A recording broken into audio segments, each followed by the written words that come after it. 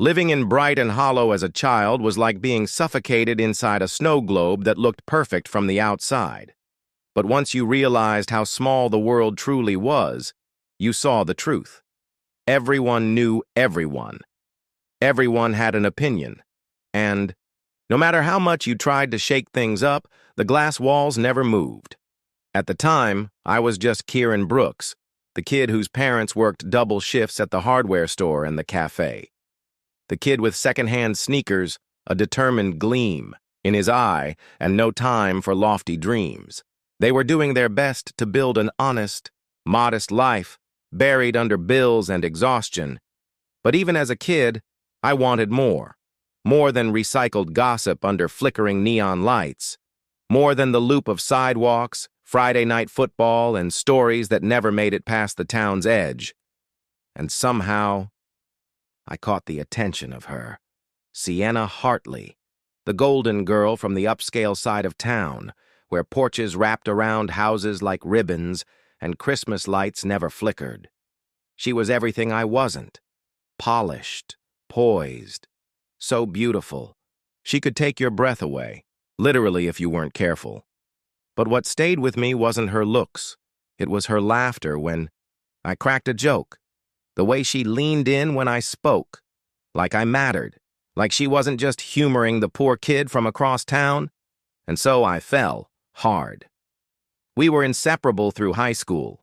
While I worked weekends at a car lot, dreaming of something greater, she floated through charity galas and student council.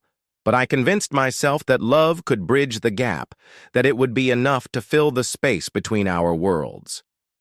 When senior year ended and most of our classmates chose safe colleges or joined the family business, I chose a different path. I wanted to build something from scratch.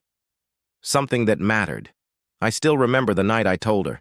She kissed me hard and whispered, "I believe in you." She called me a logistics startup with a real shot at changing the game, and I held on to that. Through every sleepless night. Building from nothing isn't glamorous. It's slammed doors. Endless spreadsheets and coffee that tastes like regret. It wasn't six figures. It wasn't even minimum wage. I was barely scraping by, but I believed in the future I saw with her. She told me she was patient, that she understood greatness takes time, but even patience has an expiration date. Was 28 when I flew to Chicago last minute to close what I thought would be my first major deal. It fell through. 3 sleepless days, a cheap hotel, a desperate pitch, and then silence. On the cab ride back to the airport, I checked my phone. 1 message. No greeting, no build-up. I'm done. I read it 3 times. I deserve someone who succeeds, not someone chasing pipe dreams. I waited for a follow-up, a punchline, some explanation, but there was nothing. Just a hollow space inside me that deepened with every mile away from home. I got back 2 days later. The apartment was already stripped. Her toothbrush, her laugh, gone. The silence felt cruel. And then there it was. A photo. Sienna, glowing in a red dress, champagne in hand, smiling beside him. Logan Barrett, CFO, Ivy League. Born into the kind of life I'd been fighting to build. He didn't have to chase dreams. They were handed to him. And in that photo, she looked like she'd never missed me. Like our years together were just rehearsal for the life she really wanted. Sat in the dark for hours, replaying everything, her whispers under starlight, her promises, and I wanted to scream, to call her, to beg, to fight. But I didn't. I zipped up a duffel bag and packed what was left. Some clothes, old photos, and my pride. Didn't cry. I made a promise to myself. If she wanted someone successful, then that's exactly who I'd become. So unstoppable that even those rooting for my failure would have to remember my name, not with love, but awe. What followed broke me every single morning. I woke up in a one-room studio where I could touch the fridge from my mattress. The carpet smelled like mildew. The ceiling leaked. I didn't even bother with curtains. Why hide rock bottom? It was obvious. I was drowning in debt.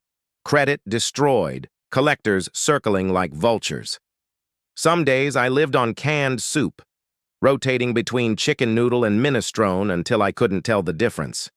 I wore every hoodie I owned just to stay warm.